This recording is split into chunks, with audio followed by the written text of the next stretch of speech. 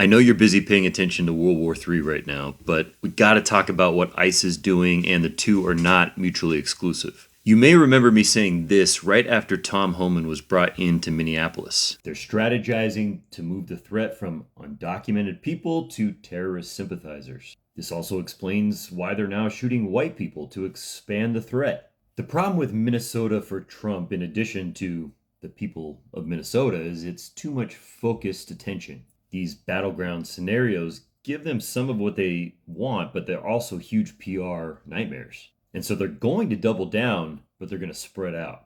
You'll probably see them in 10 to 20 more cities over the next few months. Well, this is exactly what's happening right now as Operation Metro Surge has gone nationwide. Nothing ever really changed for Minnesota, even with the removal of 700 agents, as they were primarily just distributed to different parts of the state. And 2,000 still remain in the Minneapolis-St. Paul metropolitan area, which is a massive amount for a city that size. And make no mistake, Minneapolis-St. Paul is still the epicenter right now, as it's the city that looks most like martial law. Here in Southern California, things have never stopped, but they've significantly ramped up since the start of the war. ICE is just sitting outside of jails and courthouses, and they're ramping up their Metro Surge tactics. Here in Orange County, they've been seen doing more warehouse staging, and they're opening a huge logistics facility right next to John Wayne Airport. In Raleigh, North Carolina, local nonprofits have reported a 30% increase in 911 calls related to ICE. Houston and El Paso, Texas have also had huge surges.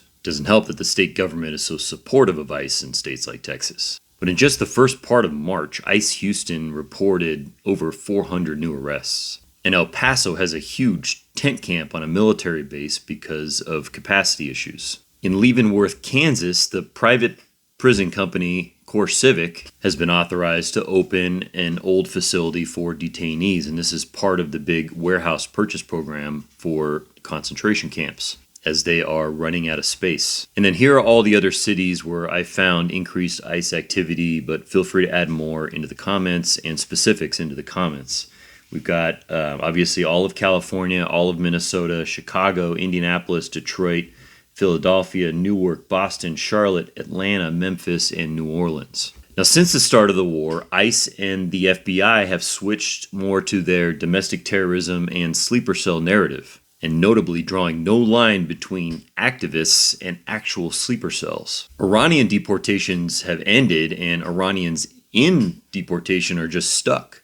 Even the ones that chose to deport voluntarily. The war in Iran is serving three purposes for this administration as it relates to ICE. One, it's obviously a distraction for them to do more abductions without scrutiny. Two, it gives them the justification to ramp up their authoritarianism agenda domestically. And three, it will help them end the partial shutdown on Homeland Security by scaring gutless establishment Democrats. And that's the thing about the distractions. Yes, each thing is a distraction from each other thing, but they're all also part of one big plan, and that is Project 2025. 3 steps forward, 1 step back, and when one piece gets pushed too hard, they move on to another. And so again, with all of this madness going on, this is why, in terms of a narrative perspective, we need to funnel everything into the removal of Donald Trump.